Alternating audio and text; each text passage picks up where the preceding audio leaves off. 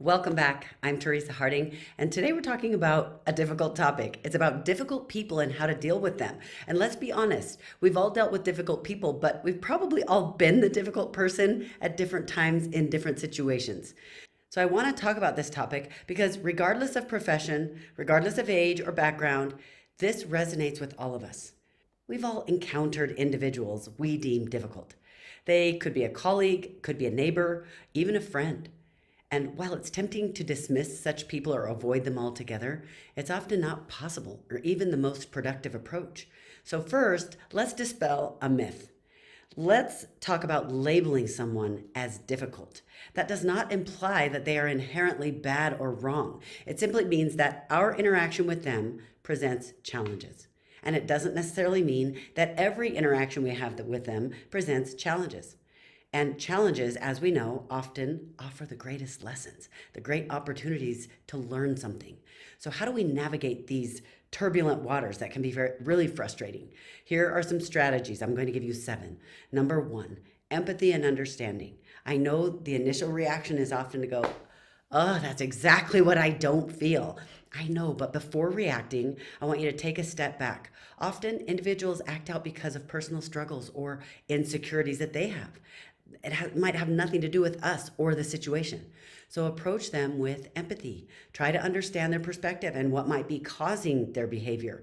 I've noticed one thing I've been doing lately that has helped a lot is to ask myself, what's their story? Like true curiosity. When I have an interaction with someone that is unpleasant in any way, where the initial response is, seriously, or I can't believe you would treat me like that, or whatever the feelings are, I try to immediately just go, what's their story? I wonder what's going on. The second thing is effective communication. This doesn't simply mean expressing your point of view. It doesn't mean just getting across what you want to say. It also involves active listening because by truly hearing them out and asking open-ended questions because you want to know more, you can diffuse tension and often arrive at a mutual understanding that you didn't even see at the beginning. The third one is establish boundaries. It is essential to set clear boundaries. Just because we're trying to be empathetic and trying to listen doesn't mean that we're just going to let the person walk all over us. Doesn't mean building walls, but rather defining what is acceptable and what isn't. And when these boundaries are crossed, address it calmly, and assertively. And what I've noticed in a lot of situations is that people either don't address it, they'll avoid it, or when they address it, by the time they do, they're so frustrated, they're not addressing it calmly. Or number 3, they're not addressing it assertively.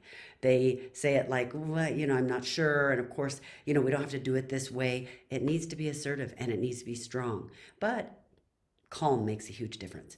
The fourth one is choose your battles. Not every disagreement warrants a confrontation. Sometimes the best approach is to let go. Ask yourself, okay, will this matter in a year? Will this matter in 5 years? If the answer is no, consider moving on. Now keep in mind, you want to choose your battles while having your boundaries.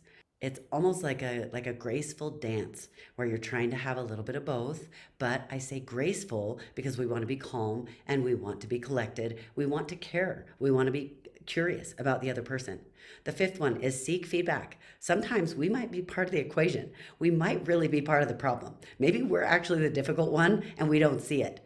But regularly seeking feedback can provide insight into how our behavior might be influencing the interactions that we're having. Are we inadvertently contributing to the conflict? And I'll give you a little teaser. If you are the one having difficult situations with everyone, you probably are a large part of the problem.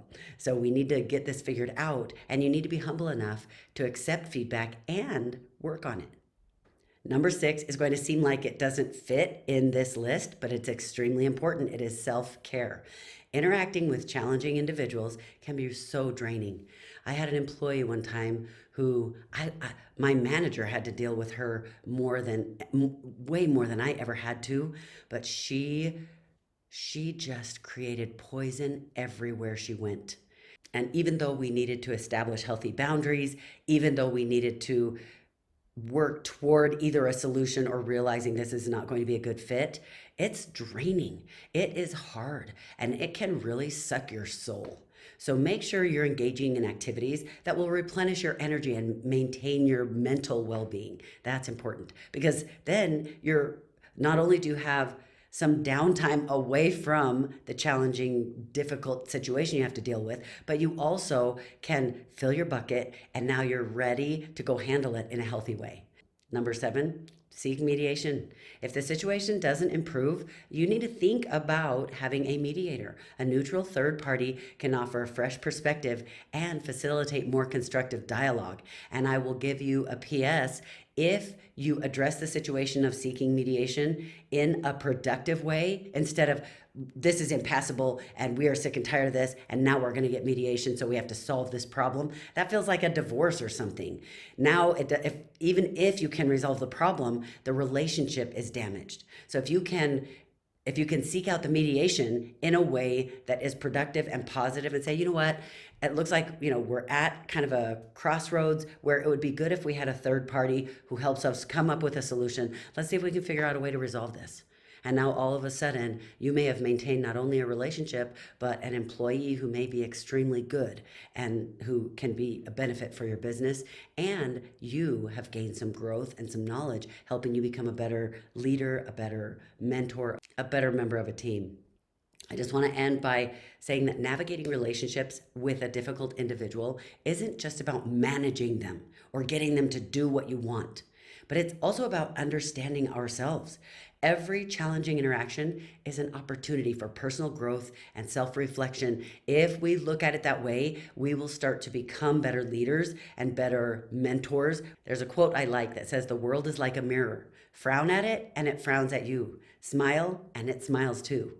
In the realm of difficult people, perhaps our best approach is not to change them, but to adjust the way we engage with them. And what's interesting is as we do that and we change ourselves, they start to make changes too. They start to notice the difference. And if you are in a position of leadership in your business or in your home or in a group of friends, it doesn't matter what it is. When you start showing the example, you start to change the culture of the entire group. And this is important because I don't want you to just think different. I want you to be different.